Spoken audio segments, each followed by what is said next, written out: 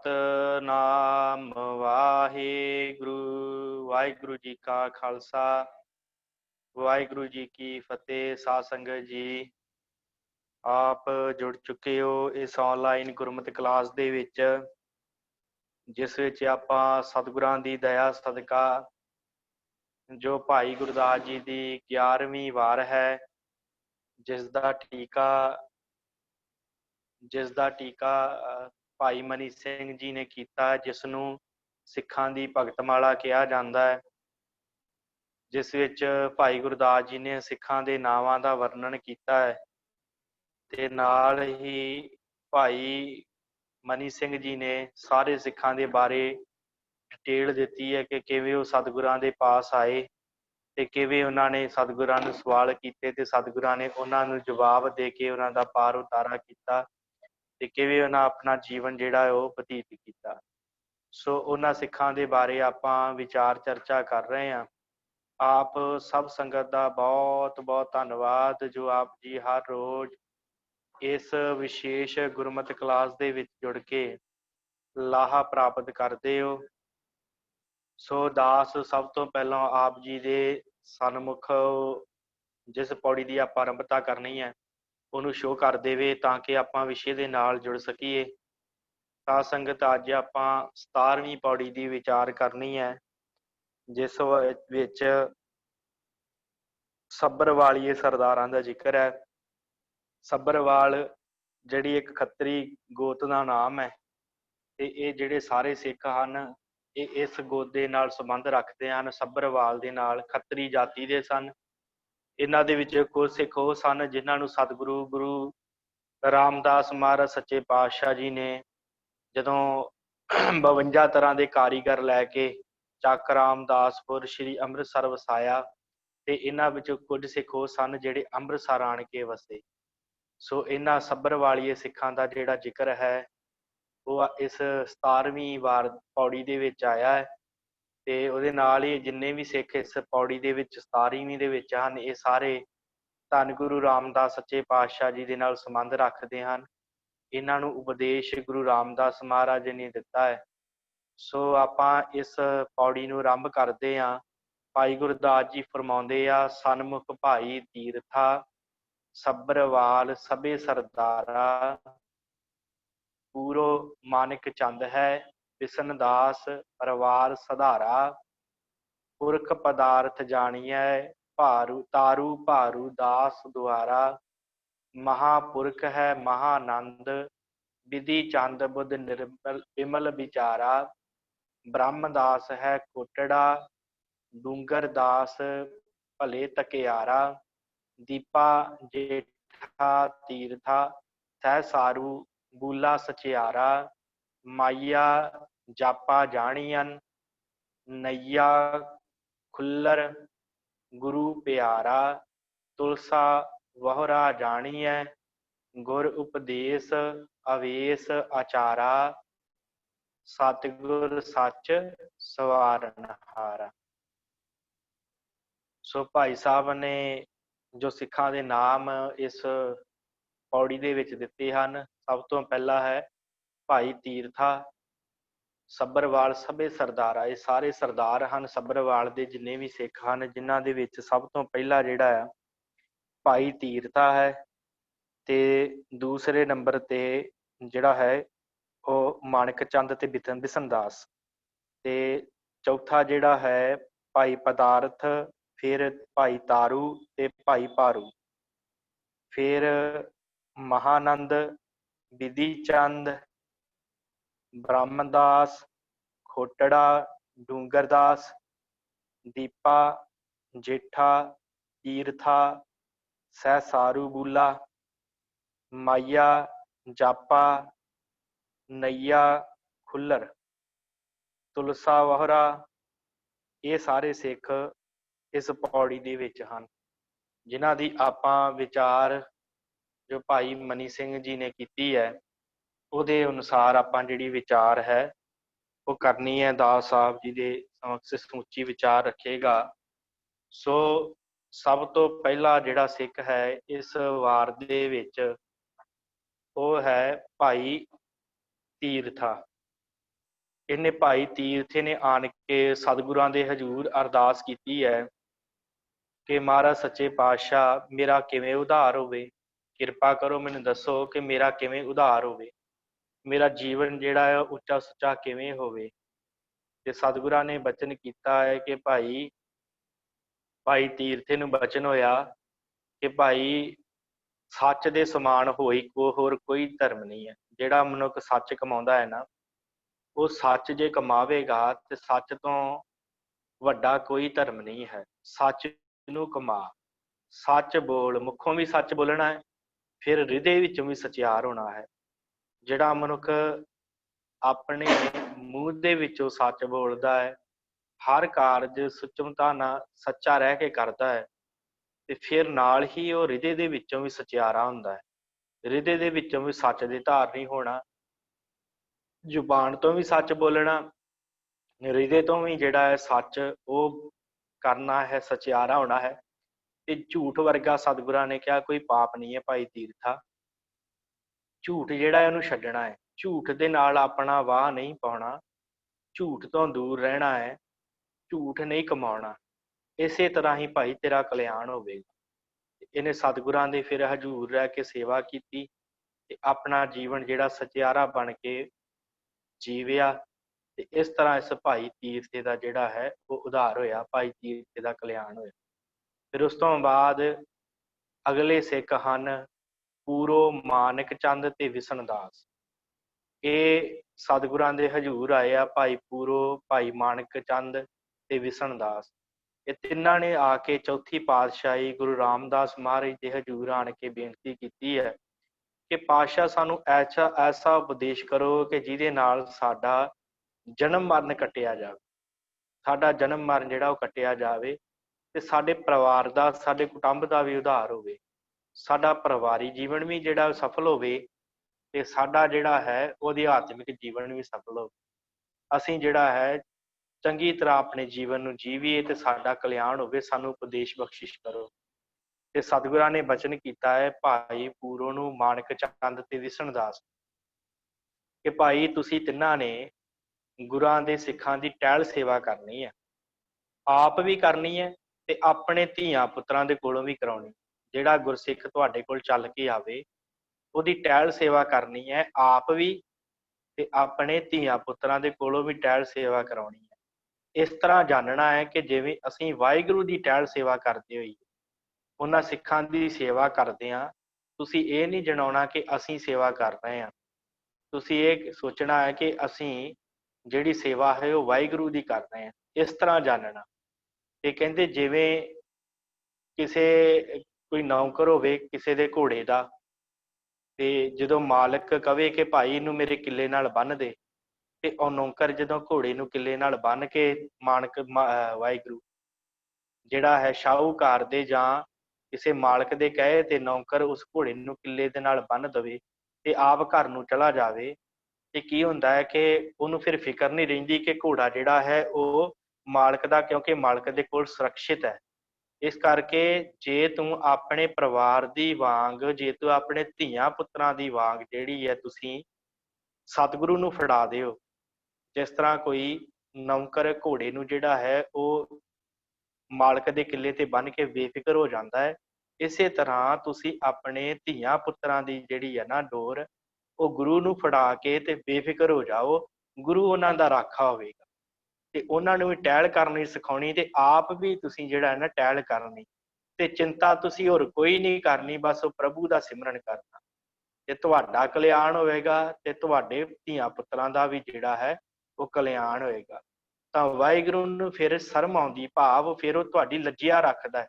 ਜਦੋਂ ਉਹਨੂੰ ਪਤਾ ਹੁੰਦਾ ਨਾ ਕਿ ਮੇਰੇ ਸਿੱਖ ਆ ਤੇ ਇਹਨਾਂ ਦੇ ਧੀਆਂ ਪੁੱਤਰ ਵੀ ਮੇਰੇ ਹੋ ਗਏ, ਤੇ ਫਿਰ ਉਹ ਤੁਹਾਡੀ ਪੱਤ ਰੱਖਦਾ ਹੈ। ਇਸ ਕਰਕੇ ਜੇ ਤੁਸੀਂ ਗੁਰੂ ਦੇ ਸਿੱਖਾਂ ਦੀ ਟਹਿਲ ਸੇਵਾ ਆਪ ਵੀ ਕਰੋਗੇ ਤੇ ਉਹਨਾਂ ਨੂੰ ਵੀ ਗੁਰਬਾਣੀ ਨਾਲ ਜੋੜੋਗੇ, ਆਪ ਵੀ ਜੁੜੋਗੇ, ਤੇ ਉਹਦੇ ਨਾਲ ਕੀ ਹੋਵੇਗਾ, ਗੁਰੂ ਉਹਨਾਂ ਦੀ ਵੀ ਪੱਤ ਰੱਖੇਗਾ ਤੇ ਤੁਹਾਡੀ ਵੀ ਪੱਤ ਰੱਖੇਗਾ, ਤੁਹਾਡੀ ਵੀ ਰੱਖਿਆ ਕਰੇਗਾ ਤੇ ਉਹਨਾਂ ਦੀ ਵੀ ਰੱਖਿਆ ਹੋਵੇਗੀ। ਇਸ ਤਰ੍ਹਾਂ ਸਤਿਗੁਰਾਂ ਨੇ ਇਹਨਾਂ ਤਿੰਨਾਂ ਨੂੰ ਜਿਹੜਾ ਉਪਦੇਸ਼ ਦਿੱਤਾ ਹੈ ਕਿ ਭਾਈ ਇਸ ਤਰ੍ਹਾਂ ਤੁਹਾਡਾ ਕਲਿਆਣ ਹੋਵੇਗਾ। ਫਿਰ ਇਹਨਾਂ ਦਾ ਭਾਈ ਪੂਰੋ, ਮਾਨਕ ਚੰਦ ਤੇ ਭਾਈ ਕਲਿਆਣ ਵਾਹਿਗੁਰੂ, ਭਾਈ ਬਿਸ਼ਨ ਦਾਸ ਦਾ ਜਿਹੜਾ ਹੈ ਉਹ ਕਲਿਆਣ ਹੋਇਆ। ਫਿਰ ਉਹਨਾਂ ਦਾ ਜਿਹੜਾ ਹੈ ਆਪਣਾ ਜੀਵਨ ਉਹਨਾਂ ਨੇ ਇਸ ਤਰ੍ਹਾਂ ਬਤੀਤ ਕੀਤਾ। ਫਿਰ ਉਸ ਤੋਂ ਬਾਅਦ ਅਗਲੇ ਸਿੱਖ ਹਨ ਭਾਈ ਪਦਾਰਥ, ਭਾਈ ਤਾਰੂ ਤੇ ਭਾਈ ਭਾਰੂ। ਮੈਂ ਫਿਰ ਦੱਸ ਜਾਵਾਂ, ਇਹ ਸਾਰੇ ਸੱਭਰਵਾਲੀਏ ਸਿੱਖ ਹਨ। ਸੱਭਰਵਾਲ ਤੋਂ ਇੱਕ ਗੋਤ ਹੈ, ਖੱਤਰੀ ਜਾਤੀ ਦੀ ਗੋਤ, ਸੱਭਰਵਾਲੀਏ ਸਰਦਾਰ, ਜਿਵੇਂ ਢਿੱਲੋਂ ਵਗੈਰਾ ਲਾਉਂਦੇ ਆ ਨਾ ਨਾਮ ਦੇ ਨਾਲ, ਤੇ ਇਹ ਸੱਭਰਵਾਲ ਨਾਮ ਦੇ ਜਾਤੀ ਦੇ ਖੱਤਰੀ ਹਨ। ਤੇ ਇਹ ਉਹ ਸਿੱਖ ਹਨ ਇਹਨਾਂ ਦੇ ਵਿੱਚੋਂ ਕੁਝ ਸਿੱਖਾਂ ਨੂੰ ਧੰਨ ਗੁਰੂ ਰਾਮਦਾਸ ਮਹਾਰਾਜ ਸੱਚੇ ਪਾਤਸ਼ਾਹ ਜੀ ਨੇ ਜਦੋਂ ਹਰਿਮੰਦਰ ਸਾਹਿਬ ਜਿਸ ਜਗ੍ਹਾ ਦੇ ਉੱਤੇ ਸੁਭਾਏਮਾਨ ਹੈ ਚੱਕ ਰਾਮਦਾਸਪੁਰਾ, ਸ਼੍ਰੀ ਅੰਮ੍ਰਿਤਸਰ ਵਸਾਇਆ ਨਾ, ਤੇ 52 ਤਰ੍ਹਾਂ ਦੇ ਜਿਹੜੇ ਕਾਰੀਗਰ ਲਿਆਂਦੇ ਸੀ, ਉਹਨਾਂ ਵਿੱਚੋਂ ਕੁਝ ਸਿੱਖ ਜਿਹੜੇ ਸਨ ਇਹ ਸਨ ਸੱਭਰਵਾਲੀਏ ਸਿੱਖ, ਇਹਨਾਂ ਨੂੰ ਕਿਹਾ ਜਾਂਦਾ। ਤੇ ਬੜੀ ਭਾਰੀ ਇਹਨਾਂ ਦੀ ਸੰਗਤ ਸੀ, ਬਹੁਤ ਸਤਿਗੁਰਾਂ ਦਾ ਇਹ ਉਪਦੇਸ਼ ਜਿਹੜੇ ਕਰਦੇ ਸਨ, ਬਹੁਤ ਸਤਿਗੁਰਾਂ ਦੇ ਹੁਕਮ ਮੰਨਦੇ ਸਨ। ਸੋ ਇਸ ਤਰ੍ਹਾਂ ਸਾਧ ਸੰਗਤ ਇਹ ਭਾਈ ਪਦਾਰਥ, ਭਾਈ ਤਾਰੂ ਤੇ ਭਾਈ ਭਾਰੂ ਇਹ ਸਤਿਗੁਰਾਂ ਦੇ ਕੋਲ ਆਏ। ਤਿੰਨੇ ਦੀਵਾਨ ਲੱਗਾ ਹੋਇਆ ਅੱਗੇ ਗੁਰੂ ਰਾਮਦਾਸ ਮਹਾਰਾਜ ਸੱਚੇ ਪਾਤਸ਼ਾਹ ਜੀ ਦਾ, ਤੇ ਕਥਾ ਕੀਰਤਨ ਹੁੰਦਾ ਸੀ। ਇਹ ਕਥਾ ਕੀਰਤਨ ਹੋ ਰਿਹਾ ਤੇ ਮਨ 'ਚ ਬੜਾ ਭੈ ਆਇਆ ਕੀਰਤਨ ਸੁਣ ਕੇ, ਕਥਾ ਸੁਣ ਕੇ, ਵਿਚਾਰ ਸੁਣ ਕੇ। ਤੇ ਫਿਰ ਇਹਨਾਂ ਨੇ ਦੋਵੇਂ ਹੱਥ ਜੋੜ ਕੇ ਗੁਰੂ ਰਾਮਦਾਸ ਪਾਤਸ਼ਾਹ ਜੀ ਦੇ ਕੋਲ ਅਰਦਾਸ ਕੀਤੀ ਆ। ਅਰਦਾਸ ਕੀਤੀ ਆ ਕਿ ਹੇ ਗਰੀਬ ਨਵਾਜ਼ ਸਤਿਗੁਰੂ, ਅਸੀਂ ਗ੍ਰਸਤੀ ਹਾਂ, ਸਾਡੇ ਪਰਿਵਾਰ ਹਨ ਤੇ ਅਸੀਂ ਲਵੇਟੇ ਪਏ ਇਹਨਾਂ ਪਰਿਵਾਰਾਂ ਦੇ ਵਿੱਚ। ਸਾਡੇ ਕੋਲੋਂ ਜਿਹੜਾ ਹੈ ਪਰਿਵਾਰ ਦੇ ਪ੍ਰਬੰਧ ਜਿਹੜੇ ਆ ਉਹ ਅਸੀਂ ਚਲਾਉਂਦੇ ਆ ਤੇ ਪਰਿਵਾਰ ਦੇ ਵਿੱਚ ਹੀ ਲੱਗੇ ਹੋਏ ਆ, ਤੇ ਸਾਡਾ ਕਿਵੇਂ ਕਲਿਆਣ ਹੋਵੇਗਾ? ਸਾਨੂੰ ਤੇ ਇਹ ਡਰ ਆ ਕਿ ਇਹ ਨਾ ਹੋਵੇ ਕਿ ਅਸੀਂ ਇਸ ਸੰਸਾਰ ਤੋਂ ਨਿਗੁਰੇ ਹੀ ਚਲ ਜਾਈਏ, ਸਾਡਾ ਕਲਿਆਣ ਹੀ ਨਾ ਹੋਵੇ।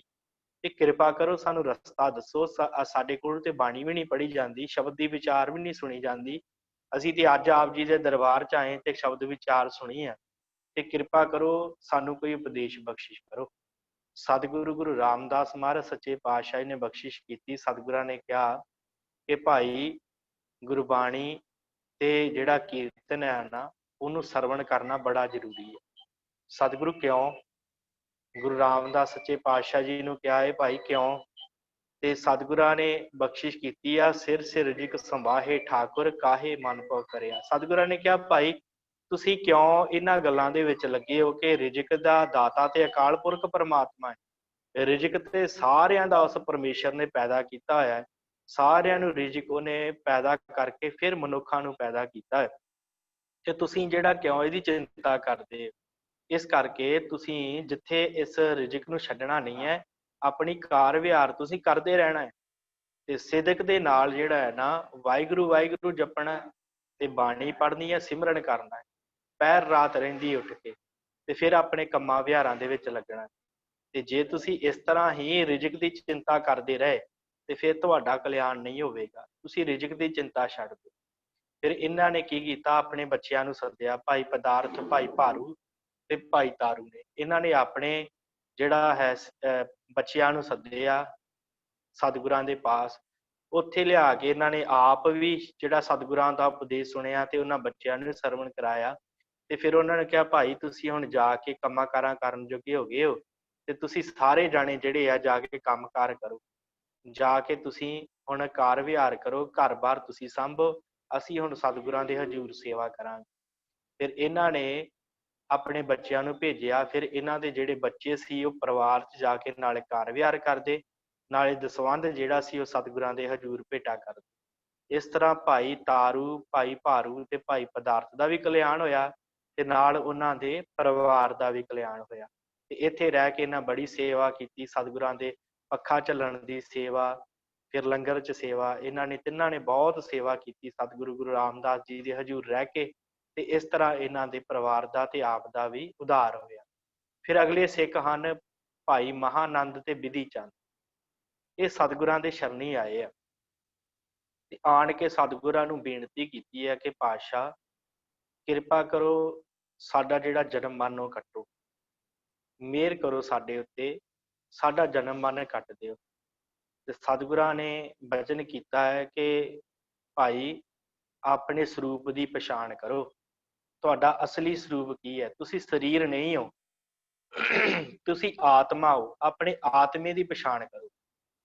ਤੇ ਜਦੋਂ ਤੁਹਾਨੂੰ ਆਪਣੇ ਆਤਮੇ ਦੀ ਪਛਾਣ ਹੋਵੇਗੀ ਨਾ, ਫਿਰ ਤੁਹਾਡਾ ਜਨਮ ਮਰਨ ਕੱਟਿਆ ਜਾਵੇਗਾ। ਸਤਿਗੁਰਾਂ ਨੇ ਕਿਹਾ ਦੁੱਖ ਤੇ ਸੁੱਖ ਜਿਹੜਾ ਉਹ ਸਰੀਰ ਦਾ ਧਰਮ ਹੈ। ਜੇ ਸਰੀਰ ਨਾਲ ਜੁੜੇ ਰਹੋਗੇ ਤੇ ਫਿਰ ਤੁਸੀਂ ਖਤਮ ਹੋ ਜਾਓਗੇ, ਫਿਰ ਤੁਸੀਂ ਜਿਹੜਾ ਆ ਉਹ ਸਦਾ ਨਹੀਂ ਰਹੋਗੇ। ਇਹਨਾਂ ਨੇ ਕਿਹਾ ਜੀ ਅਸੀਂ ਖੱਤਰੀ ਹਾਂ ਜਾਤੀ ਦੇ ਤੇ ਅਸੀਂ ਕਾਰਾਂ ਵਿਹਾਰਾਂ ਚ ਰੁੱਝੇ ਰਹਿੰਦੇ ਹਾਂ ਤੇ ਖੱਤਰੀ ਜਾਤੀ ਹੋਣ ਕਰਕੇ ਵੀ ਸਾਡਾ ਕਲਿਆਣ ਹੋਵੇਗਾ। ਤੇ ਸਤਿਗੁਰਾਂ ਨੇ ਕਿਹਾ ਭਾਈ ਨਹੀਂ, ਜਾਤ ਜਿਹੜੀ ਹੈ ਨਾ ਉਹ ਤੁਹਾਡੇ ਕਲਿਆਣ ਦੀ ਨਹੀਂ ਹੈ। ਜਾਤ ਤੁਹਾਡੇ ਸਰੀਰ ਦੀ ਹੈ, ਤੁਹਾਡੇ ਮਾਪਿਓ ਨੇ ਤੁਹਾਨੂੰ ਨਾਮ ਦਿੱਤਾ, ਮਾਪਿਓ ਨਾਲ ਤੁਹਾਡੇ ਪਰਿਵਾਰ ਦੇ ਨਾਲ ਤੁਹਾਨੂੰ ਖੱਤਰੀ ਜਾਤੀ ਮਿਲੀ ਹੈ, ਪਰ ਇਹਦੇ ਨਾਲ ਕਲਿਆਣ ਨਹੀਂ ਹੈ।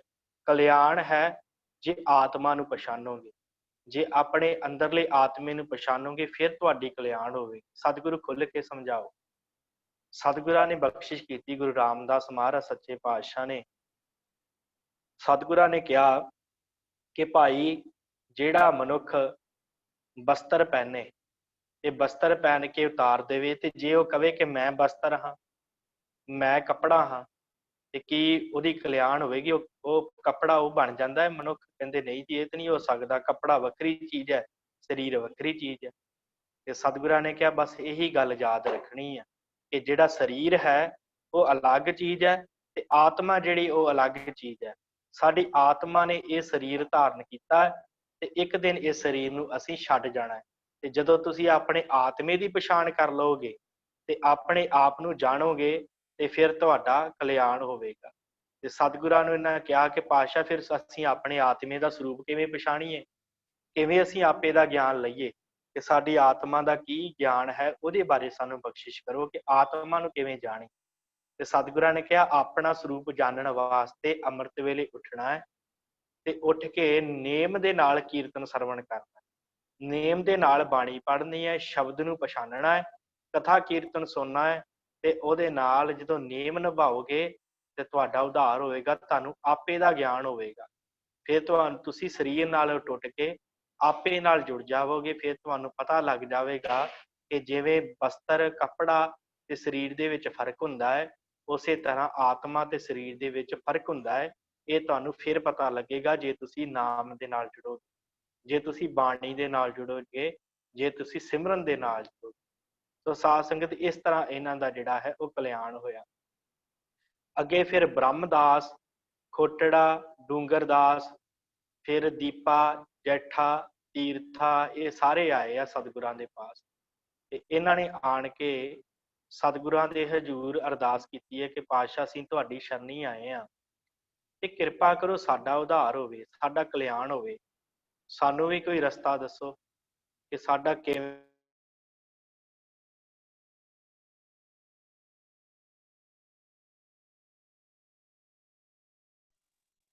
ਵਾਹਿਗੁਰੂ। ਸਤਿਗੁਰਾਂ ਨੇ ਬਖਸ਼ਿਸ਼ ਕੀਤਾ ਹੈ। ਵਾਹਿਗੁਰੂ। ਹਾਂਜੀ, ਸਤਿਗੁਰਾਂ ਨੂੰ ਇਹਨਾਂ ਨੇ ਆਣ ਕੇ ਕਿਹਾ ਕਿ ਪਾਤਸ਼ਾਹ ਸਾਡੇ ਲਈ ਕੀ, ਸਾਡਾ ਉਧਾਰ ਕਿਵੇਂ ਹੋਵੇ, ਬਖਸ਼ਿਸ਼ ਕਰੋ, ਮਿਹਰ ਕਰੋ, ਸਾਨੂੰ ਦੱਸਣਾ ਕਰੋ ਕਿ ਮਹਾਰਾਜ ਅਸੀਂ ਆਪਣਾ ਕਲਿਆਣ ਕਿਵੇਂ ਕਰਾ ਸਕਦੇ। ਤੇ ਬਚਨ ਹੋਇਆ ਕਿ ਭਾਈ ਸਭ ਤੋਂ ਪਹਿਲੀ ਗੱਲ ਹੈ ਆਪਣੇ ਮਨ ਦਾ ਹੰਕਾਰ ਤਿਆਗਣਾ। ਹੰਕਾਰੀ ਮਨੁੱਖ ਕਦੀ ਵੀ ਸਤਿਗੁਰਾਂ ਨੇ ਕਿਹਾ ਕਿ ਧਰਮ ਦੇ ਰਸਤੇ ਤੇ ਨਹੀਂ ਤੁਰ ਸਕਦਾ। ਸਭ ਤੋਂ ਪਹਿਲਾਂ ਤੁਸੀਂ ਆਪਣੇ ਮਨ ਚੋਂ ਹੰਕਾਰ ਤਿਆਗਣਾ ਹੈ। ਕਿਹੜਾ ਹੰਕਾਰ ਤਿਆਗਣਾ ਹੈ? ਸਤਿਗੁਰਾਂ ਨੇ ਕਿਹਾ ਆਪਣੀ ਸਭ ਤੋਂ ਪਹਿਲਾਂ ਜਾਤੀ ਦਾ ਹੰਕਾਰ ਤਿਆਗਣਾ ਕਿ ਅਸੀਂ ਖੱਤਰੀ ਵੰਸ਼ ਦੇ ਹਾਂ, ਇਹ ਤਿਆਗਣਾ। ਫਿਰ ਉਸ ਤੋਂ ਬਾਅਦ ਚੰਗੇ ਪਰਿਵਾਰਾਂ ਦਾ, ਵੱਡਿਆਂ ਘਰਾਂ ਦਾ, ਧਨ ਪਦਾਰਥ ਦਾ ਤਿਆਗਣਾ ਹੈ ਹੰਕਾਰ। ਜਦੋਂ ਇਹ ਹੰਕਾਰ ਤਿਆਗੋਗੇ ਫਿਰ ਤੁਹਾਨੂੰ ਪਤਾ ਲੱਗੇਗਾ। ਫਿਰ ਸਤਿਗੁਰੂ ਹੋਰ ਕੀ ਕਰਨਾ ਪਵੇਗਾ? ਤੇ ਸਤਿਗੁਰਾਂ ਨੇ ਕਿਹਾ ਫਿਰ ਤੁਸੀਂ ਜਿਹੜਾ ਆਇਆ ਗਿਆ ਸਿੱਖਿਆ ਨਾ, ਜਿਹੜਾ ਤੁਹਾਡੇ ਕੋਲ ਆਉਂਦਾ ਹੈ ਉਹਦੀ ਸੇਵਾ ਕਰਨੀ ਹੈ, ਟਹਿਲ ਸੇਵਾ। ਤੇ ਜੇ ਕੋਈ ਸਿੱਖ ਜ਼ਿਆਦਾ ਮਜਬੂਰ ਹੈ ਤੇ ਤੁਸੀਂ ਸਾਰਿਆਂ ਨੇ ਰਲ ਕੇ ਉਹਦੀ ਸੇਵਾ ਕਰਨੀ। ਜੇ ਕਿਸੇ ਨੂੰ ਕਿਸੇ ਧਨ ਪਦਾਰਥ ਦੀ, ਕਿਸੇ ਕੱਪੜੇ ਦੀ, ਕਿਸੇ ਤਰ੍ਹਾਂ ਦੀ ਕੋਈ ਜ਼ਰੂਰਤ ਹੈ, ਉਹਦੀ ਰਲ ਮਿਲ ਕੇ ਤੁਸੀਂ ਸੇਵਾ ਕਰਨੀ ਹੈ। ਤੇ ਉਹ ਜੋ ਵੀ ਉਹਨੂੰ ਦੇਣਾ ਹੈ ਤੇ ਉਹਦਾ ਕਾਰਜ ਚਲਾ ਦੇਣਾ ਹੈ। ਤੇ ਜੋ ਵੀ ਉਹਨੂੰ ਦੇਣਾ ਗੁਰੂ ਦੇ ਨਿਮਿਤ ਜਾਣ ਕੇ ਦੇਣਾ। ਇਹ ਨਹੀਂ ਕਹਿਣਾ ਕਿ ਅਸੀਂ ਇਸ ਸਿੱਖ ਨੂੰ ਦੇ ਰਹੇ ਹਾਂ, ਇਹ ਜਾਣਨਾ ਕਿ ਅਸੀਂ ਆਪਣੇ ਗੁਰੂ ਦੀ ਸੇਵਾ ਕਰ ਰਹੇ ਹਾਂ। ਇਸ ਤਰ੍ਹਾਂ ਕਿਸੇ ਸਿੱਖ ਦੀ ਤੁਸੀਂ ਸੇਵਾ ਕਰ ਦੇਣੀ ਆ। ਤੇ ਸਤਿਗੁਰਾਂ ਨੇ, ਇਹਨਾਂ ਨੇ ਕਿਹਾ ਕਿ ਸਤਿਗੁਰੂ ਫਿਰ ਹੋਰ ਸਾਨੂੰ ਕੋਈ ਰਸਤਾ ਦੱਸੋ, ਇਹ ਵੀ ਤੇ ਅਸੀਂ ਕਰਾਂਗੇ, ਹੋਰ ਅਸੀਂ ਕੀ ਕਰਾਂਗੇ, ਇਸ ਤੋਂ ਇਲਾਵਾ ਕੋਈ ਹੋਰ ਕਾਰਜ। ਤੇ ਸਤਿਗੁਰਾਂ ਨੇ ਕਿਹਾ ਕਿ ਭਾਈ ਅੰਮ੍ਰਿਤ ਵੇਲੇ ਉੱਠ ਕੇ ਸੰਗਤ ਵਿੱਚ ਜਾਣਾ ਹੈ, ਉੱਥੇ ਬੈਠ ਕੇ ਸਿਮਰਨ ਕਰਨਾ ਹੈ, ਨਾਮ ਸਿਮਰਨ ਕਰਨਾ ਹੈ। ਪਿਛੜ ਰਾਤੀ ਉੱਠ ਕੇ ਅੰਮ੍ਰਿਤ ਵੇਲਾ ਸਾਂਭਣਾ ਹੈ, ਨਾਮ ਜਪਣਾ ਹੈ। ਤੇ ਦੁਪਹਿਰ ਸਮੇਂ ਜਿਹੜਾ ਹੈ ਉਦੋਂ ਵੀ ਨਾਮ ਸਿਮਰਨ ਕਰਨਾ ਹੈ, ਉਦੋਂ ਵੀ ਚਿੱਤ ਪਰਮੇਸ਼ਰ ਦੇ ਵਿੱਚ ਜੋੜ ਕੇ ਰਹਿਣਾ ਹੈ। ਤੇ 2 ਘੜੀਆਂ ਰਹਿੰਦੀਆਂ ਰਾਤ ਨੂੰ, ਉਦੋਂ ਵੀ ਪਰਮੇਸ਼ਰ ਨੂੰ ਯਾਦ ਕਰਨਾ ਹੈ। ਭਾਵ ਸਤਿਗੁਰਾਂ ਨੇ ਕਿਹਾ ਹਰ ਵੇਲੇ ਉਸ ਪਰਮੇਸ਼ਰ ਨੂੰ ਯਾਦ ਰੱਖਣਾ ਹੈ, ਤੇ ਬਾਣੀ ਪੜ੍ਹਨੀ ਹੈ, ਕੀਰਤਨ ਕਥਾ ਸੁਣਨੀ ਹੈ, ਤੇ ਸੰਗਤ ਜ਼ਰੂਰ ਕਰਨੀ। ਸੰਗਤ ਕਰਨ ਦੇ ਨਾਲ ਤੁਹਾਡਾ ਉਧਾਰ ਹੋਏਗਾ, ਤੇ ਆਏ ਗਏ ਦੀ ਸਿੱਖ ਦੀ ਤੁਸੀਂ ਜਿਹੜਾ ਹੈ ਨਾ ਉਹ ਸੇਵਾ ਕਰਨੀ ਹੈ, ਤੇ ਕਿਰਤ ਦਾ ਤਿਆਗ ਨਹੀਂ ਕਰਨਾ। ਦੇਖੋ ਸਤਿਗੁਰਾਂ ਨੇ ਕਿਹਾ ਕਿਰਤ ਦਾ ਤਿਆਗ ਤੁਸੀਂ ਨਹੀਂ ਕਰਨਾ। ਕਿਰਤ ਜਿਹੜੀ ਹੈ ਉਹ ਭਲੀ ਕਰਨੀ ਹੈ, ਚੰਗੀ ਕਿਰਤ ਕਰਨੀ ਹੈ, ਤੇ ਕਿਰਤ ਦਾ ਤਿਆਗ ਨਹੀਂ ਕਰਨਾ। ਇਹ ਨਹੀਂ ਕਿ ਤੁਸੀਂ ਆਪਣਾ ਜਿਹੜਾ ਨਾਮ ਸਿਮਰਨ ਕਰਦੇ ਹੋਏ ਸਿਰਫ ਨਾਮ ਸਿਮਰਨ 'ਚ ਹੀ ਲੱਗਾ ਰਹਿਣਾ। ਸਤਿਗੁਰਾਂ ਨੇ ਕਿਹਾ ਭਾਈ ਕਿਰਤ ਦਾ ਤਿਆਗ ਨਹੀਂ ਕਰਨਾ। ਕਿਰਤ ਦਾ ਤਿਆਗ ਨਹੀਂ ਕਰਨਾ, ਸਾਰਿਆਂ ਨੇ ਰਲ ਕੇ ਸਤ ਸੰਗਤ ਕਰਨੀ ਹੈ। ਇਸ ਤਰ੍ਹਾਂ ਤੁਹਾਡਾ ਜਿਹੜਾ ਕਲਿਆਣ ਹੋਵੇਗਾ, ਸੱਚ ਬੋਲਣਾ ਤੇ ਸੱਚ ਕਮਾਉਣਾ। ਤੇ ਮੈਂ ਸਦਾ ਤੁਹਾਡਾ ਸੰਗੀ ਹੋਵਾਂਗੇ। ਗੁਰੂ ਰਾਮਦਾਸ ਮਹਾਰਾਜ ਨੇ ਕਿਹਾ ਮੈਂ ਤੁਹਾਡਾ ਸਦਾ ਸੰਗੀ ਹੋਵਾਂਗਾ, ਮੈਂ ਤੁਹਾਡੇ ਅੰਗ ਸੰਗ ਹੋਵਾਂਗਾ। ਇਸ ਤਰ੍ਹਾਂ ਤੁਹਾਡਾ ਕਲਿਆਣ ਹੋਵੇਗਾ। ਸੋ ਇਸ ਤਰ੍ਹਾਂ ਇਹਨਾਂ ਸਿੱਖਾਂ ਦਾ ਜਿਹੜੇ ਸਤਿਗੁਰਾਂ ਦੇ ਕੋਲ ਆਏ ਆ, ਧਰਮਦਾਸ, ਡੂਗਰਦਾਸ, ਬ੍ਰਹਮਦਾਸ ਜਿਹਨੂੰ ਕਹਿੰਦੇ ਆ, ਇਹ ਜਿੰਨੇ ਵੀ ਸਿੱਖ ਆਏ ਆ, ਭਾਈ ਸਹਿਸਾਰ, ਤੀਰਥਾ, ਬੁੱਲਾ, ਇਹਨਾਂ ਨੇ ਸਾਰਿਆਂ ਨੇ ਆਣ ਕੇ ਬੇਨਤੀ ਕੀਤੀ। ਸਤਿਗੁਰਾਂ ਨੇ ਇਹ ਉਪਦੇਸ਼ ਇਹਨਾਂ ਸਿੱਖਾਂ ਨੂੰ ਦਿੱਤਾ। ਫਿਰ ਉਸ ਤੋਂ ਬਾਅਦ ਅਗਲੇ ਸਿੱਖ ਹਨ ਮਈਆ, ਜਾਪਾ, ਨਈਆ ਖੁੱਲਰ। ਇਹ ਸਾਰੇ ਤੁਲਸਾ ਵੋਹਰਾ, ਇਹ ਸਤਿਗੁਰਾਂ ਦੇ ਹਜ਼ੂਰ ਆਏ ਆ ਗੁਰੂ ਰਾਮਦਾਸ ਪਾਤਸ਼ਾਹ ਦੇ। ਤੇ ਆਣ ਕਰਕੇ ਇਹਨਾਂ ਬੇਨਤੀ ਕੀਤੀ ਹੈ ਕਿ ਮਹਾਰਾਜ ਸਾਨੂੰ ਕੋਈ ਐਸਾ ਉਪਦੇਸ਼ ਦੱਸੋ ਕਿ ਜਿਹਦੇ ਵਿੱਚ ਸਾਨੂੰ ਗ੍ਰਸਤ ਦੇ ਕਾਰਜ ਵੀ ਅਸੀਂ ਨਿਭਾਈ ਆਈਏ, ਭਾਵ ਗ੍ਰਸਤੀ ਵੀ ਰਹੀਏ, ਤੇ ਨਾਲ ਨਾਲ ਸਾਨੂੰ ਉਦਾਸੀ ਵੀ ਪ੍ਰਾਪਤ ਹੋਵੇ, ਨਾਲ ਨਾਲ ਅਸੀਂ ਜਿਹੜਾ ਹੈ ਉਹ ਮੁਕਤ ਵੀ ਹੋਈਏ, ਨਾਲ ਨਾਲ ਅਸੀਂ ਜਿਹੜਾ ਆਪਣਾ ਗ੍ਰਸਤ ਦੇ ਕਾਰਜ ਵੀ ਕਰਦੇ ਰਹੀਏ। ਕੋਈ ਐਸਾ ਸਮਾਂ ਐਸਾ ਜਿਹੜਾ ਹੈ ਨਾ ਸਾਨੂੰ ਉਪਦੇਸ਼ ਬਖਸ਼ਿਸ਼ ਕਰੋ। ਧੰਨ ਗੁਰੂ ਵਾਹਿਗੁਰੂ, ਧੰਨ ਗੁਰੂ ਰਾਮਦਾਸ ਮਹਾਰਾਜ ਸੱਚੇ ਪਾਤਸ਼ਾਹ ਬਖਸ਼ਿਸ਼ ਕੀਤਾ ਕਿ ਭਾਈ ਜਿਸ ਤਰ੍ਹਾਂ ਘਰ ਦੇ ਕੰਮਾਂ ਦੇ ਵਿੱਚ ਕੰਮ ਕਰਦੇ ਹੋ ਘਰ ਦੇ, ਤੇ ਉਹਨਾਂ ਨੂੰ ਪਿਆਰ ਕਰਦੇ ਹੋ ਘਰ ਦੇ ਕੰਮਾਂ ਨੂੰ, ਇਸੇ ਤਰ੍ਹਾਂ ਗੁਰੂ ਦੀ ਬਾਣੀ ਨਾਲ ਪਿਆਰ ਰੱਖਣਾ। ਜਿਵੇਂ ਤੁਸੀਂ ਘਰ ਦੇ ਕੰਮਾਂ ਨੂੰ ਪਿਆਰ ਕਰਦੇ ਹੋ ਨਾ, ਇਸੇ ਤਰ੍ਹਾਂ ਤੁਸੀਂ ਗੁਰੂ ਦੀ ਬਾਣੀ ਦੇ ਨਾਲ ਜਿਹੜਾ ਹੈ ਉਹ ਪਿਆਰ ਪਾਉਣਾ। ਗੁਰੂ ਦੇ ਨਾਲ ਪਿਆਰ ਪਾਉਣਾ, ਗੁਰੂ ਦੀ ਬਾਣੀ ਦੇ ਨਾਲ ਪਿਆਰ ਪਾਉਣਾ। ਸ਼ਬਦ ਬਾਣੀ ਸੁਣਨੀ, ਕੀਰਤਨ ਸੁਣਨਾ। ਜੇ ਪੜ੍ਹਨ ਦੀ ਜਾਚ ਹੈ ਤੇ ਪੜ੍ਹਨਾ ਹੈ ਬਾਣੀ ਨੂੰ, ਜੇ ਸੁਣਨਾ ਹੈ ਨਹੀਂ ਤਾਂ ਤੇ ਸ਼ਬਦਾਂ ਦੇ ਅਰਥ ਨੂੰ, ਪ੍ਰਯੋਜਨ ਨੂੰ ਧਿਆਨ 'ਚ ਰੱਖਣਾ। ਇਹ ਧਿਆਨ 'ਚ ਰੱਖਣਾ ਕਿ ਸ਼ਬਦ ਕੀ ਕਹਿੰਦੇ ਹਨ, ਗੁਰੂ ਦਾ ਸ਼ਬਦ ਕਹਿੰਦਾ ਕੀ ਪਿਆ ਹੈ, ਇਸ ਗੱਲ ਨੂੰ ਆਪਣੇ ਚਿੱਤ 'ਚ ਰੱਖਣਾ, ਇਸ ਗੱਲ ਨੂੰ ਵਿਚਾਰਨਾ, ਵਾਰ-ਵਾਰ ਵਿਚਾਰਨਾ। ਤੇ ਸਤਿਗੁਰੂ ਫਿਰ ਹੋਰ ਰਸਤਾ ਇਸ ਤਰ੍ਹਾਂ ਕਰਨ ਦੇ ਨਾਲ ਹੋਵੇਗਾ ਕੀ, ਪ੍ਰਾਪਤ ਕੀ ਹੋਵੇਗਾ। ਤੇ ਸਤਿਗੁਰਾਂ ਨੇ ਬਖਸ਼ਿਸ਼ ਕੀਤੀ, ਕਹਿੰਦੇ ਜਿਵੇਂ ਇੱਕ ਘੋੜਾ ਹੁੰਦਾ ਹੈ ਨਾ, ਘੋੜਾ, ਤੇ ਉਹ ਬਿਮਾਰ ਹੋ ਜਾਵੇ ਤੇ ਉਹਨੂੰ ਮਸਾਲਾ ਦੇਣਾ ਪੈਂਦਾ ਹੈ। ਤੇ ਜਦੋਂ ਮਸਾਲਾ ਦਈਏ ਤੇ ਉਹ ਘੋੜੇ ਦੇ ਜਦੋਂ ਮੂੰਹ 'ਚ ਮਸਾਲਾ ਪਾਈਏ ਤੇ ਉਹ ਖਾਂਦਾ ਨਹੀਂ, ਪਰ ਧੱਕੇ ਨਾਲ ਖਵਾਉਣਾ ਪੈਂਦਾ। ਤੇ ਸਤਿਗੁਰੂ ਕਹਿੰਦੇ ਪਰ ਜਦੋਂ ਉਹਨੂੰ ਖਵਾ ਦਈਏ ਤੇ ਫਿਰ ਕੀ ਹੁੰਦਾ ਹੈ, ਉਹ ਨਿਰੋਗ ਹੋ ਜਾਂਦਾ, ਫਿਰ ਉਹ ਠੀਕ ਹੋ ਜਾਂਦਾ। ਇਸੇ ਤਰ੍ਹਾਂ ਸਤਿਗੁਰੂ ਕਹਿੰਦੇ ਜਿਹੜਾ ਸਾਡਾ ਮਨ ਹੈ ਨਾ, ਇਹ ਵਿਕਾਰਾਂ ਦੇ ਨਾਲ ਭਰਿਆ ਪਿਆ ਹੈ। ਇਸ ਮਨ ਦੇ ਵਿੱਚ ਬੜੇ ਵਿਕਾਰ ਹਨ, ਇਹ ਬਿਮਾਰ ਹੋਇਆ ਪਿਆ ਹੈ ਵਿਕਾਰਾਂ ਵੱਲ ਲੱਗ ਕੇ। ਪਰ ਜਿਹਨੂੰ ਇਹਨੂੰ ਨਾਮ ਦਾ, ਬਾਣੀ ਦਾ ਮਸਾਲਾ ਦਿੰਦੇ ਆ, ਇਹਨੂੰ ਬਾਣੀ ਸੁਣਾਉਂਦੇ ਆ, ਨਾਮ ਸੁਣਾਉਂਦੇ ਆ, ਸ਼ਬਦ ਸੁਣਾਉਂਦੇ ਆ, ਤੇ ਉਹਦੇ ਨਾਲ ਕੀ ਹੁੰਦਾ, ਇਹਦੀ ਮੈਲ ਕੱਟੀ ਜਾਂਦੀ। ਜਿਵੇਂ ਘੋੜੇ ਦਾ ਰੋਗ ਕੱਟਿਆ ਜਾਂਦਾ, ਉਸ ਤਰ੍ਹਾਂ ਸਤਿਗੁਰ ਕਹਿੰਦੇ ਆ ਕਿ ਇਹਦੀ ਮੈਲ ਕੱਟੀ ਜਾਂਦੀ ਹੈ।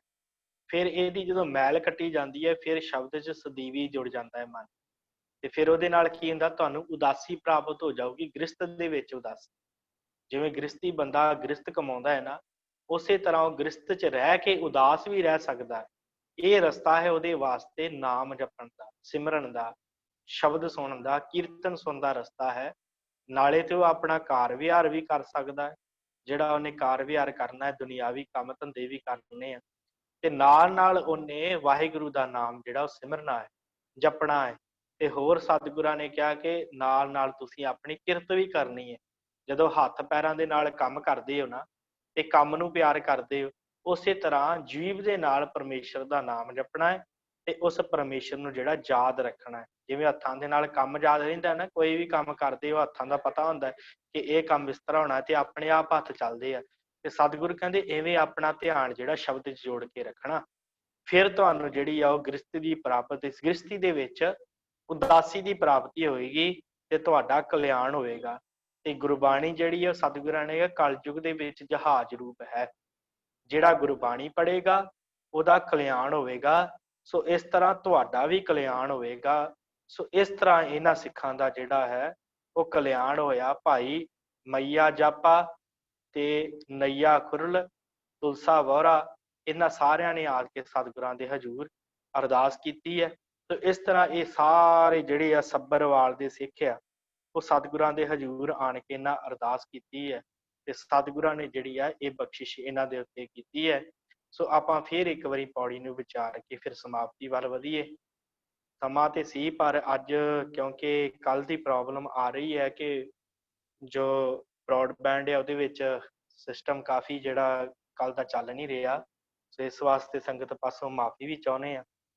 ਸੋ ਆਪਾਂ ਫਿਰ ਇਹਨਾਂ ਬਾਰੇ ਟੂਕ ਮਾਤਰ ਵਿਚਾਰ ਕਰਕੇ ਸਮਾਪਤੀ ਕਰਨੀ ਹੈ ਸਾਧ ਸੰਗਤ ਜੀ।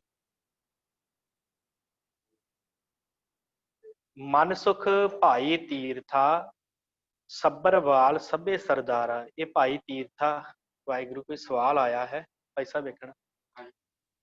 ਤੇ ਵਾਹਿਗੁਰੂ ਭਾਈ ਤੀਰਥਾ ਕੀ ਸਵਾਲ?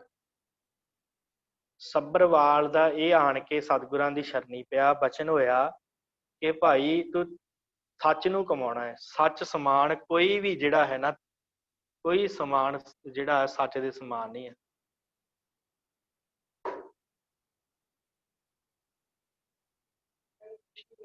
ਠੀਕ ਹੈ, ਬਾਅਦ ਵਿੱਚ ਵਿਚਾਰ ਲੈ। ਹਾਂਜੀ, ਸਤਿਗੁਰਾਂ ਨੇ ਹਜ਼ੂਰ ਇਹਨੇ ਆ ਕੇ ਬੇਨਤੀ ਕੀਤੀ ਹੈ। ਸਤਿਗੁਰਾਂ ਨੇ ਕਿਹਾ ਭਾਈ ਸੱਚ ਬੋਲਣਾ, ਰਿਜਿਓ ਵੀ ਸਚਿਆਰਾ ਵੀ ਰਹਿਣਾ ਹੈ ਤੇ ਝੂਠ ਵਰਗਾ ਕੋਈ ਪਾਪ ਨਹੀਂ ਹੈ, ਤੂੰ ਝੂਠ ਨਹੀਂ ਬੋਲਣਾ। ਇਹ ਭਾਈ ਤੀਰਥੇ ਨੂੰ ਸਤਿਗੁਰਾਂ ਨੇ ਉਪਦੇਸ਼ ਦਿੱਤਾ। ਫਿਰ ਪੂਰੋ ਮਾਨਕ ਚੰਦ ਬਿਸਣਦਾਸ, ਇਹਨਾਂ ਨੂੰ ਸਤਿਗੁਰਾਂ ਨੇ ਉਪਦੇਸ਼ ਦਿੱਤਾ। ਇਹਨਾਂ ਨੇ ਕਿਹਾ ਕਿ ਸਾਡਾ ਜਨਮ ਮਰਨ ਕੱਟੀਏ, ਐਸਾ ਉਪਦੇਸ਼ ਦਿਓ ਕਿ ਸਾਡਾ ਪਰਿਵਾਰ 'ਚ ਰਹਿ ਕੇ ਹੀ ਸਾਨੂੰ ਜਿਹੜਾ ਉਧਾਰ ਹੋਵੇ। ਸਤਿਗੁਰਾਂ ਨੇ ਕਿਹਾ ਆਪ ਵੀ ਸਿੱਖਾਂ ਦੀ ਟਹਿਲ ਕਰਨੀ ਹੈ ਤੇ ਆਪਣੇ ਧੀਆਂ ਪੁੱਤਰਾਂ ਪਾਸੋਂ ਵੀ ਸਿੱਖਾਂ ਦੀ ਟਹਿਲ ਕਰਾਉਣੀ। ਤੇ ਇਸ ਤਰ੍ਹਾਂ ਸਾਰਿਆਂ ਨੂੰ ਆਪਣੇ ਆਪ ਨੂੰ ਵਾਹਿਗੁਰੂ ਦੇ ਟਹਿਲੀਏ ਜਿਹੜਾ ਹੈ। ਅੱਛਾ, ਅਵੇਸ਼ ਆਚਾਰਾ, ਠੀਕ ਹੈ। ਸਤਿਗੁਰਾਂ ਨੇ ਕਿਹਾ ਕਿ ਤੁਸੀਂ ਜਿਹੜਾ ਹੈ ਇਸ ਤਰ੍ਹਾਂ ਆਪਣਾ ਜੀਵਨ ਜੀਵੋਗੇ ਤੇ ਆਪਣੇ ਆਪ ਨੂੰ ਵਾਹਿਗੁਰੂ ਦੇ ਟਹਿਲੀਏ ਤੁਸੀਂ ਜਾਣਨਾ।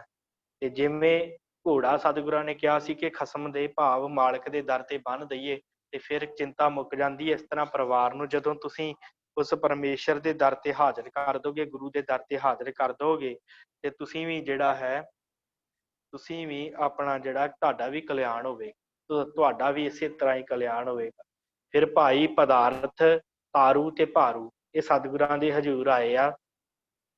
ਇਹਨਾਂ ਨੇ ਆਣ ਕੇ ਬੇਨਤੀ ਕੀਤੀ ਹੈ ਤੇ ਸਤਿਗੁਰਾਂ ਨੂੰ ਕਿਹਾ ਕਿ ਅਸੀਂ ਗ੍ਰਸਤ ਦੇ ਵਿੱਚ ਬੜੇ ਫਸੇ ਹੋਏ ਆ ਤੇ ਗੁਰਬਾਣੀ ਪੜ੍ਹ ਸੁਣ ਨਹੀਂ ਸਕਦੇ, ਸਾਡਾ ਕਿਵੇਂ ਉਧਾਰ ਹੋਵੇ।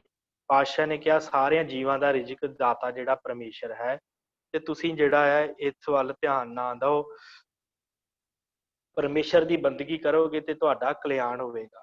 ਫਿਰ ਤੁਹਾਡਾ ਕਲਿਆਣ ਹੋਵੇਗਾ ਜੇ ਤੁਸੀਂ ਪਰਮੇਸ਼ਰ ਦਾ ਧਿਆਨ ਕਰੋਗੇ, ਪਰਮੇਸ਼ਰ ਨੂੰ ਯਾਦ ਕਰੋਗੇ, ਸੇਵਾ ਕਰੋਗੇ। ਫਿਰ ਇਹਨਾਂ ਨੇ ਆਪਣੇ ਧੀਆਂ ਪੁੱਤਰਾਂ ਨੂੰ ਸੱਦ ਕੇ, ਬੱਚਿਆਂ ਨੂੰ ਸੱਦ ਕੇ ਇਹਨਾਂ ਨੂੰ ਕਿਹਾ ਭਾਈ ਤੁਸੀਂ ਹੁਣ ਕਮਾਉਣ ਜੋਗੇ ਹੋ ਗਏ, ਘਰ-ਬਾਰ ਤੁਸੀਂ ਸੰਭਾਲੋ ਤੇ ਦਸਵੰਧ ਗੁਰੂ ਦੀ ਕਿਰਤ ਵੱਲ ਦੇਣਾ।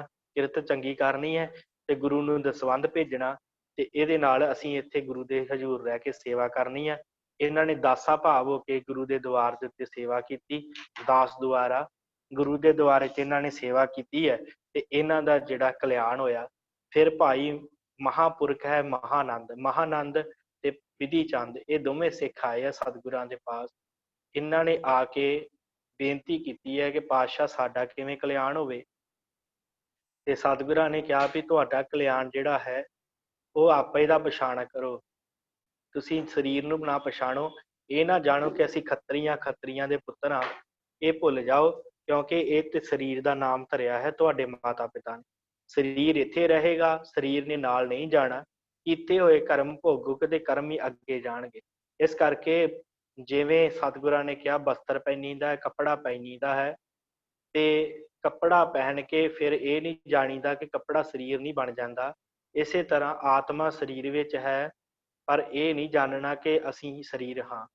ਜਦੋਂ ਇਹ ਖਤਮ ਹੋਏਗਾ ਫਿਰ ਤੁਹਾਨੂੰ ਪ੍ਰਾਪਤੀ ਹੋਵੇਗੀ।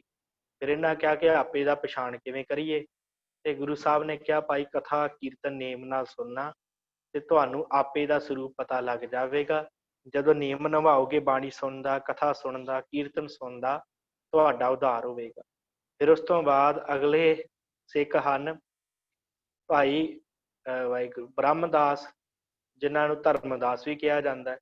ਬ੍ਰਹਮਦਾਸ, ਖੋਟੜਾ, ਡੂਗਰਦਾਸ ਤੇ ਭਾਈ ਦੀਪਾ, ਜੇਠਾ, ਤੀਰਥਾ ਤੇ ਬੂਲਾ, ਸੰਸਾਰੂ ਤੇ ਬੂਲਾ, ਇਹ ਸਤਿਗੁਰਾਂ ਦੇ ਹਜ਼ੂਰ ਆਏ ਆ। ਇਹਨਾਂ ਨੂੰ ਸਤਿਗੁਰਾਂ ਨੇ ਬਚਨ ਕੀਤਾ ਹੈ ਕਿ ਭਾਈ ਤੁਸੀਂ ਸੰਗਤ ਕਰਨੀ ਹੈ, ਆਏ ਗਏ ਸਿੱਖ ਨੂੰ ਜਿਹੜਾ ਹੈ ਟਹਿਲ ਸੇਵਾ ਦੀ ਕਰਨੀ ਹੈ ਤੇ ਸਭ ਨੇ ਸਤਿਗੁਰਾਂ ਦੇ ਹਜ਼ੂਰ ਅਰਦਾਸ ਕਰਨੀ ਹੈ ਤੇ ਸਾਧ ਸੰਗਤ ਦਾ ਕੀਰਤਨ ਜਿਹੜਾ ਹੈ ਨਾ ਉਹ ਦੋਏ ਟਾਈਮ ਚੱਲ ਕੇ ਸੁਣਨਾ ਹੈ। ਜਿੱਥੇ ਸਾਧ ਸੰਗਤ ਹੋਵੇ ਕੀਰਤਨ ਸਰਵਣ ਕਰਨਾ ਹੈ ਤੇ ਆਪਣੇ ਪਿੰਡ ਦੇ ਵਿੱਚ ਧਰਮਸਾਲ ਬਣਾਉਣੀ ਹੈ, ਭਾਵ ਇੱਕ ਧਰਮਸਾਲ ਬਣਾ ਕੇ ਤੇ ਉੱਥੇ ਬੈਠ ਕੇ ਤੁਸੀਂ ਕੀਰਤਨ ਕਰਿਆ ਕਰਨਾ।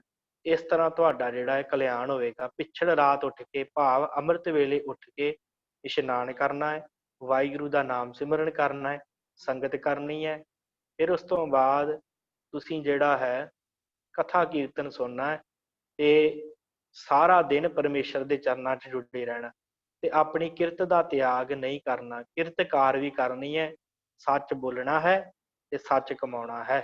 ਇਹਦੇ ਨਾਲ ਤੁਸੀਂ ਫਿਰ ਸਚਿਆਰੇ ਹੋਵੋਗੇ ਤੇ ਤੁਹਾਡਾ ਜਿਹੜਾ ਹੈ ਜੀਵਨ ਚੰਗਾ ਬਣੇਗਾ। ਇਸ ਤਰ੍ਹਾਂ ਇਹਨਾਂ ਦਾ ਕਲਿਆਣ ਹੋਇਆ। ਫਿਰ ਉਸ ਤੋਂ ਬਾਅਦ ਭਾਈ ਮਈਆ, ਜਾਪਾ, ਨਈਆ, ਖੁੱਲਰ, ਤੁਲਸਾ, ਵਹੁਰਾ, ਇਹ ਸਤਿਗੁਰਾਂ ਦੇ ਹਜ਼ੂਰ ਆਏ ਆ। ਸਵਾਲ ਹੈ ਕਿ ਅਵੇਸ ਆਚਾਰਾ ਦਾ ਕੀ ਭਾਵ ਹੈ? ਸਤਿਗੁਰਾਂ ਨੇ ਹਜ਼ੂਰ ਆ ਕੇ ਇਹਨਾਂ ਨੇ ਵੀ ਅਰਦਾਸ ਕੀਤੀ ਹੈ ਕਿ ਮਹਾਰਾਜ ਸਾਡਾ ਕਿਵੇਂ ਕਲਿਆਣ ਹੋਵੇ। ਤੇ ਇਹਨਾਂ ਨੂੰ ਸਤਿਗੁਰਾਂ ਨੇ ਉਪਦੇਸ਼ ਦਿੱਤਾ ਸੀ ਭਾਈ ਘਰ ਦੇ ਕੰਮਾਂ ਨੂੰ ਜਿਹੜਾ ਹੈ ਉਹ ਵੀ ਕਰੀ ਜਾਣਾ ਹੈ, ਗ੍ਰਸਥ 'ਚ ਉਦਾਸੀ ਦੀ ਪ੍ਰਾਪਤੀ ਵਾਸਤੇ ਤੇ ਨਾਮ ਬਾਣੀ ਦੇ ਨਾਲ ਮਨ ਜੋੜਨਾ ਹੈ, ਬਾਣੀ ਪੜ੍ਹਨੀ ਹੈ, ਬਾਣੀ ਸੁਣਨੀ ਹੈ, ਧਿਆਨ ਬਾਣੀ ਵੱਲ ਰੱਖਣਾ ਹੈ, ਸਰੀਰ ਨੂੰ ਘਰ ਦੇ ਕਾਰਜਾਂ ਵੱਲ, ਸਰੀਰ ਨੂੰ ਕਿਰਤ ਵੱਲ ਲਾਈ ਰੱਖਣਾ ਹੈ। ਜਿਵੇਂ ਘੋੜੇ ਨੂੰ ਮਸਾਲਾ ਦੇਈਦਾ ਹੈ ਤੇ ਉਹਦੇ ਨਾਲ ਘੋੜਾ ਜਿਹੜਾ ਹੈ ਉਹ ਠੀਕ ਹੋ ਜਾਂਦਾ ਹੈ। ਇਸ ਤਰ੍ਹਾਂ ਜਿਹੜਾ ਮਨ ਬੜਾ ਅਵੈੜਾ ਹੈ ਤੇ ਜੇ ਇਹਨੂੰ ਰੋਜ਼ ਨਾਮ ਜਪਾਂਗੇ, ਰੋਜ਼ ਸਿਮਰਨ ਕਰਾਂਗੇ ਕਿ ਉਹਦੇ ਨਾਲ ਤੁਹਾਡਾ ਵੀ ਭਲਾ ਹੋਵੇਗਾ, ਉਹਦੇ ਨਾਲ ਤੁਹਾਡਾ ਵੀ ਜੀਵਨ ਜਿਹੜਾ ਹੈ ਉਹ ਚੰਗਾ ਹੋਵੇਗਾ, ਤੁਸੀਂ ਵੀ ਚੰਗੇ ਬਣੋਗੇ। ਸੋ ਉਹਦੇ ਉਪਦੇਸ਼ ਅਵੇਸ ਆਚਾਰਾ, ਗੁਰ ਉਪਦੇਸ਼ ਅਵੇਸ ਵਿਚਾਰਾ। ਆਚਾਰਾ, ਆਚਾਰ ਦਾ ਅਰਥ ਹੁੰਦਾ ਹੈ ਸਾਧ ਸੰਗਤ ਆਚਰਣ, ਸਾਡਾ ਜੀਵਨ। ਅਵੇਸ਼ ਭਾਵ ਨਿਰਲੇਪਤਾ। ਗੁਰੂ ਦਾ ਉਪਦੇਸ਼ ਸੁਣ ਕੇ ਇਹ ਅਵੇਸ਼ ਹੋ ਗਏ, ਭਾਵ ਨਿਰਲੇਪ ਹੋ ਗਏ ਆਪਣੇ ਘਰ ਦੇ ਕਾਰਾਂ ਵਿਹਾਰਾਂ ਦੇ ਵਿੱਚੋਂ। ਨਾਲੇ ਘਰ ਦੇ ਕਾਰ ਵਿਹਾਰ ਵੀ ਕਰਦੇ ਆ ਤੇ ਨਾਲੇ ਉਹਨਾਂ ਤੋਂ ਜਿਹੜੇ ਨਿਰਲੇਪ ਵੀ ਰਹਿੰਦੇ ਆ। ਅਵੇਸ਼, ਵੇਸ਼ ਦਾ ਅਰਥ ਹੁੰਦਾ ਹੈ ਵੇਸ਼ ਜਿਵੇਂ ਬਣਾਉਂਦੇ ਆ ਹਨਾ। ਅਵੇਸ਼ ਤੋਂ ਭਾਵ ਬਿਨਾਂ ਵੇਸ਼ ਤੋਂ, ਭਾਵ ਵਿੱਚ ਖਚਿਤ ਨਹੀਂ ਹੋਏ ਘਰ ਦੇ ਕਾਰਾਂ ਵਿਹਾਰਾਂ ਦੇ ਵਿੱਚ। ਕਾਰ ਵਿਹਾਰ ਕਰਦੇ ਆ, ਕਾਰਾਂ ਵਿਹਾਰਾਂ ਤੋਂ ਅਵੇਸ਼ ਰਹਿੰਦੇ ਆ। ਤੇ ਆਚਾਰਾ, ਤੇ ਇੱਕ ਚੰਗਾ ਆਚਰਣ ਇਹਨਾਂ ਦਾ ਬਣ ਗਿਆ, ਸਚਿਆਰ ਹੋ ਗਏ, ਭਾਵ ਆਚਰਣ ਦੀ ਉੱਚਤਾ ਇਹਨਾਂ ਨੂੰ ਪ੍ਰਾਪਤ ਹੋ ਗਈ, ਚੰਗੇ ਗੁਣ ਇਹਨਾਂ ਦੇ ਵਿੱਚ ਆ ਗਏ। ਸਤਿਗੁਰ ਸੱਚ ਸਵਾਰਨ ਹਾਰਾ। ਧੰਨ ਗੁਰੂ ਰਾਮਦਾਸ ਮਹਾਰਾਜ ਸੱਚੇ ਪਾਤਸ਼ਾਹ ਜੀ, ਆਪ ਸੱਚੇ ਸਤਿਗੁਰੂ ਹੋ ਤੇ ਸੱਚ ਸਵਾਰਨਹਾਰ ਹੋ। ਤੁਸੀਂ ਸੱਚ ਚਲਾ ਕੇ ਸਭਨਾਂ ਨੂੰ ਸਵਾਰਨਹਾਰ ਹੋ। ਇਸ ਤਰ੍ਹਾਂ ਜਿਸ ਤਰ੍ਹਾਂ ਆਪ ਜੀ ਨੇ ਇਹਨਾਂ ਸਾਰਿਆਂ ਸਿੱਖਾਂ ਦਾ ਉਧਾਰ ਕੀਤਾ ਹੈ, ਸਾਰਿਆਂ ਸਿੱਖਾਂ ਨੇ ਆਪ ਜੀ ਨੂੰ ਜਪਿਆ ਹੈ, ਸਾਰਿਆਂ ਸਿੱਖਾਂ ਨੇ ਆਪ ਜੀ ਨੂੰ ਜਿਹੜਾ ਹੈ ਧਿਆਇਆ ਹੈ ਤੇ ਇਹ ਸਚਿਆਰ ਹੋਏ ਹਨ, ਇਹਨਾਂ ਨੂੰ ਤੁਸੀਂ ਸਵਾਰਿਆ ਹੈ। ਤੇ ਇਸੇ ਤਰ੍ਹਾਂ ਆਪ ਜੀ ਕਿਰਪਾ ਕਰੋ, ਸਭ ਨੂੰ ਸਵਾਰੋ, ਸਾਡੇ ਵੀ ਜੀਵਨ ਜਿਹੜੇ ਉਹ ਚੰਗੇ ਬਣ। ਸਤਿਗੁਰ ਸੱਚ ਸਵਾਰਨਹਾਰਾ, ਕਿਉਂਕਿ ਆਪ ਜੀ ਸਤਿਗੁਰੂ ਹੋ ਤੇ ਸੱਚ ਚ ਲਾ ਕੇ, ਸੱਚ ਪਰਮੇਸ਼ਰ ਦੇ ਵਿੱਚ ਲਾ ਕੇ ਆਪ ਜੀ ਸਾਡਾ ਵੀ ਕਲਿਆਣ ਕਰੋ, ਸਾਨੂੰ ਵੀ ਸਵਾਰੋ। ਸੋ ਇਸ ਤਰ੍ਹਾਂ ਇਹਨਾਂ ਸਾਰਿਆਂ ਸਿੱਖਾਂ ਦਾ ਜਿਹੜਾ ਹੈ ਉਹ ਕਲਿਆਣ ਹੋਇਆ। ਸੱਭਰਵਾਲ ਦੇ ਬਾਰੇ ਫਿਰ ਮੈਂ ਦੱਸ ਦੇਵਾਂ ਕਿ ਕਿਸੇ ਪਿੰਡ ਦਾ ਨਾਂ ਨਹੀਂ। ਪਿਛਲੇ ਜਿਹੜੀ ਪੌੜੀ ਹੈ ਉਹ ਪਿੰਡ ਡੱਲੇ ਪਿੰਡ ਦੀ ਵਿਸ਼ੇਸ਼ ਸੰਗਤ ਦਾ ਨਾਮ ਸੀ। ਇਹ ਸੱਭਰਵਾਲੀਏ ਸਰਦਾਰ ਭਾਵ ਸੱਭਰਵਾਲ ਇੱਕ ਗੋਤ ਦਾ ਨਾਮ ਹੈ, ਜਿਹੜੀ ਕਾਬਲ ਕੰਧਾਰ ਤੋਂ ਇੱਧਰ ਆਈ ਸੀ ਪੰਜਾਬ ਦੇ ਵਿੱਚ। ਤੇ ਇਹਨਾਂ ਚੋਂ ਕਾਫੀ ਸਿੱਖ ਜਿਹੜੇ ਸਨ ਉਹ ਸਤਿਗੁਰਾਂ ਦੇ ਹਜ਼ੂਰ ਆਏ। ਇਹਨਾਂ ਚ ਕੁਝ ਸਿੱਖਾਂ ਨੂੰ ਸਤਿਗੁਰਾਂ ਨੇ ਜਿਹੜਾ ਸੀ ਉਹ ਜਦੋਂ ਇੱਥੇ ਵਸਾਇਆ ਹੈ ਚੱਕ ਰਾਮਦਾਸਪੁਰਾ, ਉੱਥੇ ਸਤਿਗੁਰਾਂ ਨੇ ਇਹਨਾਂ ਨੂੰ ਵਸਾਇਆ ਤੇ ਉੱਥੇ ਆਪਣੀ ਕਿਰਤ ਕਰਨ ਲੱਗ ਪਏ ਤੇ ਨਾਲ ਸਤਿਗੁਰਾਂ ਦੇ ਹਜ਼ੂਰ ਹਾਜ਼ਰੀ ਭਰਦੇ ਰਹੇ। ਤੇ ਅੱਜ ਵੀ ਇਹਨਾਂ ਦੀ ਜਿਹੜੀ ਹੈ ਨਾ ਅਰਦਾਸ ਉਹ ਹੁੰਦੀ ਹੈ ਦਰਬਾਰ ਸਾਹਿਬ ਅੰਮ੍ਰਿਤਸਰ ਇਹਨਾਂ ਸਾਰਿਆਂ ਸਿੱਖਾਂ ਦੀ। ਜਦੋਂ ਅੰਮ੍ਰਿਤ ਵੇਲੇ ਦੀ ਦੂਸਰੀ ਅਰਦਾਸ ਹੁੰਦੀ ਹੈ ਨਾ, ਉਹ ਇਹਨਾਂ ਸਿੱਖਾਂ ਦੇ ਨਾਮ ਦੀ ਭਾਵ ਇਹਨਾਂ ਵੱਲੋਂ ਅਰਦਾਸ ਕਰਾਈ ਜਾਂਦੀ ਹੈ। ਕੜਾਹ ਪ੍ਰਸਾਦ ਦੀ ਦੇਗ ਲੈ ਕੇ ਆਉਂਦੇ ਆ। ਤੇ ਅੱਜ ਵੀ ਕੁਝ ਪਰਿਵਾਰ ਆਉਂਦੇ ਆ, ਸਾਰੇ ਤਾਂ ਨਹੀਂ ਆਉਂਦੇ, ਪਰ ਜਿਹੜੇ ਗੁਰਮੁਖ ਪਰਿਵਾਰ ਹਨ ਉਹ ਅੱਜ ਵੀ ਉੱਥੇ ਹਾਜ਼ਰ ਹੋ ਕੇ ਅਰਦਾਸ ਕਰਵਾਉਂਦੇ ਆ। ਸੋ ਇਸ ਤਰ੍ਹਾਂ ਇਹ ਜਿਹੜੇ ਸੱਭਰਵਾਲ ਸਰਦਾਰ ਸਨ, ਇਹਨਾਂ ਦਾ ਸਤਿਗੁਰਾਂ ਨੇ ਪਾਰ ਉਤਾਰਾ ਕੀਤਾ ਹੈ। ਸੋ ਸਾਧ ਸੰਗਤ ਇੰਨੀਆਂ ਕੁ ਆਪ ਜੀ ਨੇ ਬੇਨਤੀਆਂ ਪ੍ਰਵਾਨ ਕਰਨੀਆਂ। ਸੋ ਮੈਸੇਜ ਵੀ ਆ ਗਿਆ ਕਿ ਇੰਟਰਨੈਟ ਜਿਹੜਾ ਖਤਮ ਹੋ ਗਿਆ, ਮਾਫੀ ਚਾਹੁੰਦੇ ਆ ਕਿਉਂਕਿ ਕੱਲ ਦਾ ਥੋੜਾ ਜਿਹਾ ਨੈਟਵਰਕ 'ਚ ਪ੍ਰੋਬਲਮ ਹੈ। ਕੰਪਲੇਨ ਪਾਈ ਹੋਈ ਆ ਤੇ ਉਹ ਕੁਛ ਕਰਦੇ ਨਹੀਂ ਪਏ ਫਿਲਹਾਲ। ਅੱਜ ਫੇਰ ਕਾਲ ਕੀਤੀ ਹੈ, ਸ਼ਾਇਦ ਉੱਥੇ ਜਾਣਾ ਪਵੇ ਤੇ ਠੀਕ ਹੋ ਜਾਵੇਗੀ ਅੱਜ ਸ਼ਾਮ ਤੱਕ। ਤੇ ਰਹਿੰਦੀਆਂ ਕਲਾਸਾਂ ਵੀ ਜਿਹੜੀਆਂ YouTube ਤੇ ਪਾ ਦਿੱਤੀਆਂ ਜਾਣਗੀਆਂ। ਸੋ ਆਪ ਜੀ ਨੇ ਇੰਨੀਆਂ ਕੁ ਬੇਨਤੀਆਂ ਜਿਹੜੀਆਂ ਉਹ ਪ੍ਰਵਾਨ ਕਰਨੀਆਂ। ਸੋ ਜੇ ਆਪ ਜੀ ਦਾ ਕੋਈ ਸਵਾਲ ਹੈ ਤੇ ਪੁੱਛ ਸਕਦੇ ਹੋ ਸਾਧ ਸੰਗਤ। ਹਾਂਜੀ, ਆਪਣਾ ਔਨ ਕਰੋ ਆਵਾਜ਼। ਵਾਹਿਗੁਰੂ ਜੀ ਕਾ ਖਾਲਸਾ, ਵਾਹਿਗੁਰੂ ਜੀ ਕੀ ਫਤਿਹ। ਗਿਆਨੀ ਜੀ, ਵਾਹਿਗੁਰੂ ਜੀ ਕਾ ਖਾਲਸਾ, ਵਾਹਿਗੁਰੂ ਜੀ ਕੀ ਫਤਿਹ। ਇੱਕ ਵਿਧੀ ਚੰਦ ਗੁਰੂ ਹਰਗੋਬਿੰਦ ਸਾਹਿਬ ਜੀ ਦੇ ਵੇਲੇ ਹੋਏ ਅਲੱਗ ਸੀਗੇ।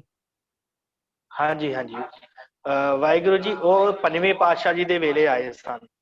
ਹਾਂਜੀ ਉਹ ਭਾਈ ਬਿਧੀ ਚੰਦ ਜਿਹੜੇ ਹਨ ਉਹ ਪੰਜਵੇਂ ਪਾਤਸ਼ਾਹ ਜੀ ਦੇ ਵੇਲੇ ਆਏ ਸਨ। ਇਹ ਭਾਈ ਬਿਧੀ ਚੰਦ ਹੋਰ ਹਨ। ਹਾਂਜੀ ਹਾਂਜੀ, ਹਾਂਜੀ, ਉਹ ਸ਼ੀਂਬੇ ਸਿੱਖ ਸ਼ੀਨੇ ਸਿੱਖ ਸਨ। ਸ਼ੀਨੇ, ਉਹ ਸ਼ੀਨੇ ਸਿੱਖ ਸਨ ਬਿਧੀ ਚੰਦ, ਤੇ ਉਹ ਹੋਰ ਨੇ। ਤੇ ਇਹ ਜਿਹੜੇ ਸੱਭਰਵਾਲੀਏ ਸਿੱਖ ਹਨ। ਹਾਂਜੀ, ਇਹ ਫਰਕ ਹੈ ਇਹਨਾਂ ਵਿੱਚ। ਹਾਂਜੀ ਵਾਹਿਗੁਰੂ।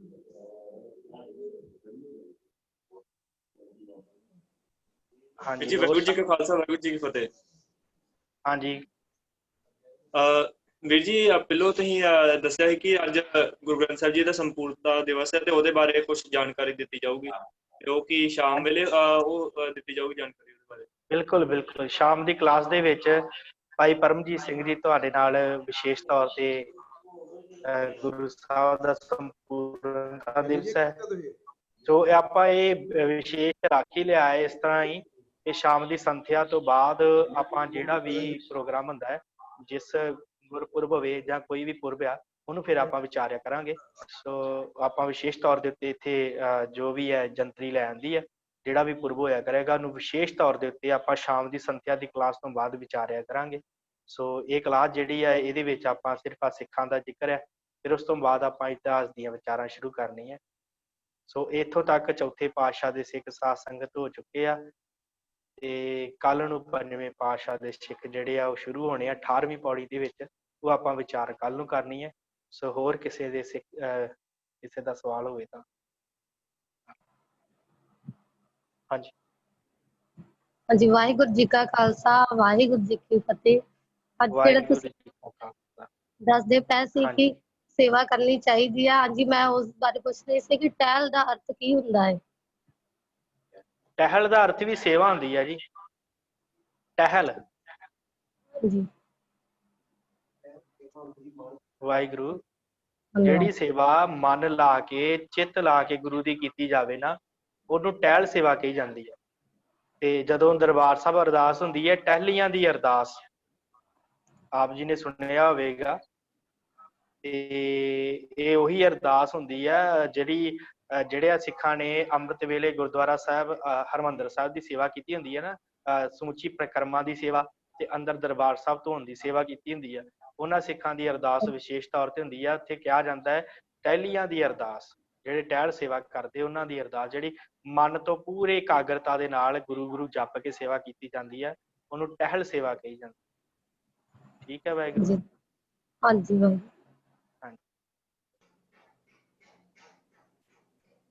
ਵਾਹਿਗੁਰੂ। ਠੀਕ ਹੈ ਵਾਹਿਗੁਰੂ ਜੀ, ਕਰੀਏ ਸਮਾਪਤੀ। ਇਸੇ ਤਰ੍ਹਾਂ ਆਪ ਜੀ ਨੇ ਸ਼ਾਮ ਦੀ ਕਲਾਸ ਵਿੱਚ ਜੁੜ ਜਾਣਾ। ਸੋ ਇੰਨੀਆਂ ਕੁ ਬੇਨਤੀਆਂ ਪ੍ਰਵਾਨ। ਬੁਲਾਓ ਫਤਿਹ ਜੀ। ਵਾਹਿਗੁਰੂ ਜੀ ਕਾ ਖਾਲਸਾ, ਵਾਹਿਗੁਰੂ ਜੀ ਕੀ ਫਤਿਹ। ਵਾਹਿਗੁਰੂ ਜੀ ਕੀ ਫਤਿਹ।